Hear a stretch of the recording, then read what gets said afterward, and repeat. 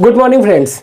जैसा कि आप सभी को पता हो गया होगा कि आरआरबी ने आप सभी के जितने भी छात्रों का जो प्रोटेस्ट चलाया जा रहा है उससे संबंधित आरआरबी ने लगभग आपकी सारी मांगों को स्वीकार कर लिया है। जैसे कि उन्होंने एनटीपीसी के बारे में ये कहा है कि हम 20 गुना छात्रों को क्वालिफाई कराएंगे। यहाँ पे एनटीपीसी के छात्रों की जो प्रोटेस्ट जिस मसले को लेकर चल रहा था वो यहाँ पे खत्म होता है। अब बात आती है ग्रुप डी की। ग्रुप डी के बारे में आरआरबी ने इसलिए कहा कि 1 करोड़ लगभग 25 लाख लड़कों का एग्जाम कराया जाना है, तो उसके लिए थोड़ी मुसीबत हो रही थी कि इतनी बड़ी एजेंसी को इतने बड़े एग्जाम को ऑर्गेनाइज करने में उसे थोड़ी बहुत मुसीबत हो रही थी, इसलिए उन्होंने सीबीटी 2 का ऑप्शन रखा। लेकिन अभी उन्होंने लगभग 3 सप्ताह का समय लिया है। लगभग 4 मार्च के बाद वह आपको बताएंगे कि क्या करना है। लेकिन जहां तक ये पूरी उम्मीद है कि ये जो फैसला है वह 80% या 90% तक छात्रों के पक्ष में होगा। जब तक कि ये फैसले नहीं लिए गए थे तब तक छात्रों ने हर तरह से उपद्रव किया, जैसे कि कहीं कहीं पे धरने दिए, कहीं कहीं पे रेल के पटरियों के साथ छेड़छाड़ किया गया, कई तरह की अभद्रता भरे काम किए गए।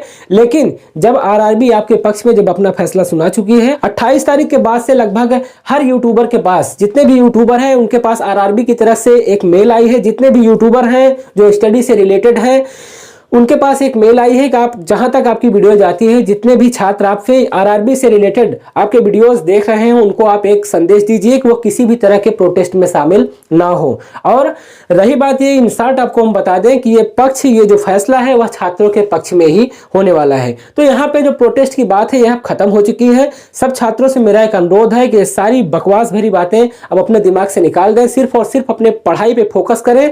आपका एग्जाम अभी जो 23 फरवरी से शुरू होने वाला था ग्रुप डी के लिए, वह अब थोड़ा और लंबा जा सकता है। मान के चलिए कि 10 से 15 दिन और आगे जा सकता है। बस महज 10-15 दिन के अंदर ही, मतलब 4 मार्च को वो अपना फैसला देंगे। उसके बाद ज्यादा से ज्यादा 10 मार्च या 15 मार्च तक आपकी परीक्षाएं फिर से शुरू होंगी। तो अब किसी भी तरह के प्रोटेस्ट में आप शामिल ना हो, सिर्फ और सिर्फ अपने पढ़ाई पे फोकस करें। और जैसे कि अगर आप किसी भी तरह के किसी के बहकावे में, किसी के भी बात में आके अगर आप कहीं भी प्रोटेस्ट में शामिल हो रहे हैं तो आप उन सबसे बिल्कुल दूर रहिए। हम एक स्टूडेंट्स हैं, हमें इससे कोई लेना देना नहीं है, हमें अपनी पढ़ाई से मतलब है। और हम अपने जो हमारी वैकेंसी आई थी हमें उससे शिकायत थी, हमने अपने शिकायत को लेकर हमने एक प्रोटेस्ट किया जिसको गवर्नमेंट समझी, जिसको पीएमओ इसमें खुद इन्वॉल्व हुए। हम प्रधानमंत्री मोदी जी का इसमें धन्यवाद देते हैं, क्योंकि इतने तत्कालिक फैसले शायद आरआरबी के बस में नहीं थे, इसलिए प्रधानमंत्री इसमें डायरेक्ट इन्वॉल्व हुए और फैसला छात्रों के पक्ष में हुआ। तो यहां से अब धरने की बात एकदम खत्म हो रही है। जैसे कि गया में, बिहार में हमने कई जगह देखे कि ट्रेनें जलाई गई।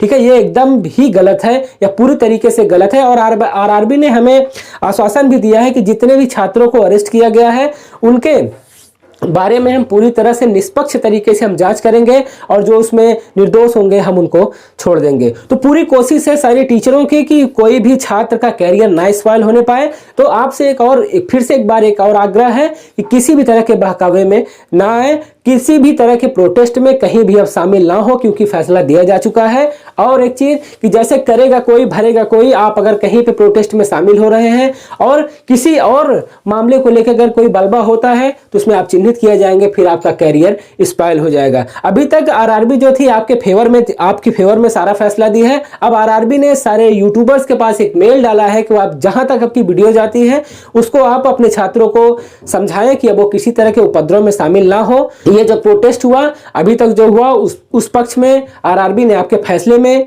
यह फैसला लिया है कि जो आरआरबी के सामने जो आप मांग रखे हैं उसको वह मान रही है। तो अब जाहिर सी बात है, जब वो आपके प्रोटेस्ट के जिस वजह से आपका प्रोटेस्ट जारी था, जब वो बात आपकी मान चुकी है तो अब यहीं से धरने की बात, यहीं से प्रोटेस्ट की बात खत्म हो जाती है। तो आप एक स्टूडेंट हैं, आप सिर्फ अपने आप से मतलब रखिए, अपनी पढ़ाई से मतलब रखिए। राजनीति क्या है इससे आपसे कोई लेना देना नहीं है। ठीक है, जैसे कि आप देखिए कि एग्जाम जो है वो ऑल ओवर इंडिया में ऑर्गेनाइज हुआ है। ठीक है, ऑल ओवर इंडिया में पूरा एग्जाम ऑर्गेनाइज हुआ है, लेकिन यूपी और बिहार 2 ही जगह पे सबसे ज्यादा बलबे हुए हैं। तो आप खुद ही समझदार हैं, इस चीज को समझ सकते हैं। तो अफवाहों से बिल्कुल दूर रहें। मैं एक बार फिर से आपसे कहना चाहूंगा कि आप मन लगा के अच्छी तरह से सिर्फ और सिर्फ अपने पढ़ाई पे फोकस करें।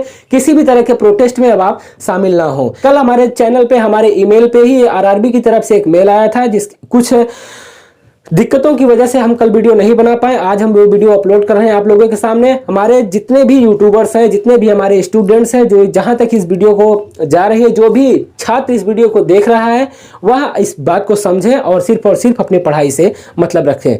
तो जाते जाते हम एक बार फिर से इन शॉर्ट में आपको कह दे रहे हैं कि किसी भी तरह के प्रोटेस्ट में आप शामिल ना होइए, सिर्फ और सिर्फ मन लगा के यार अपनी पढ़ाई पे ध्यान दीजिए। बहुत ही जल्द आपका फिर से एग्जाम शुरू होने वाला है।